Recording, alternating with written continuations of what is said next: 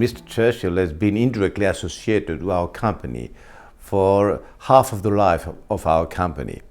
So when he passed away in '65, the least we could do was to pay an ultimate tribute to the great man.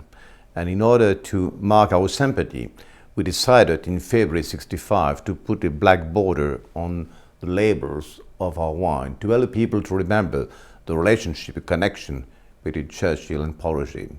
In 1975, 10 years after his death, we approached the family with the idea of giving birth to an ultimate tribute to the great man and to mark our respect to the great man under the form of liqueur, of a Cuvée, made in the style you enjoy and named after him. And we received the blessing of the family for doing that, and we did it with great excitement and enjoyment. But then we have to wait 9 years before the one, because it takes a lot of time to produce a quality champagne.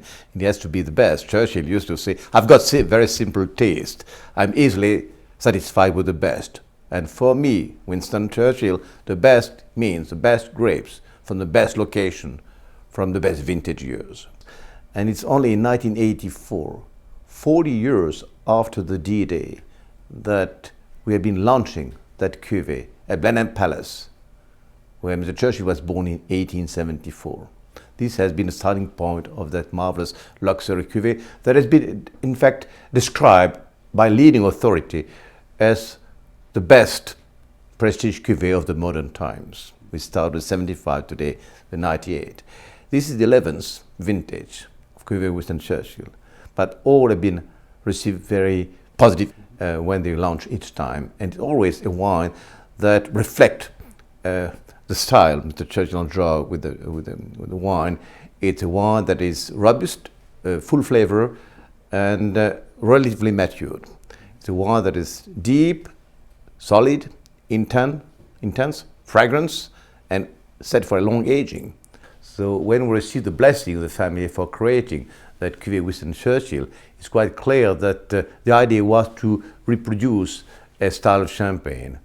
And our sources were to find out the vintage of, let's say, the 20s, 28, 30s, 34, 37, what type of wine we're getting, and where the ingredients coming from. And when we decided just to reproduce that type of champagne, we only select land which were undivided during the Churchillian period. It's a happy marriage of a piece of land to a fruit. And when you are drinking Cuvée Winston Churchill, you are drinking, to a certain extent, the taste of Sir Winston.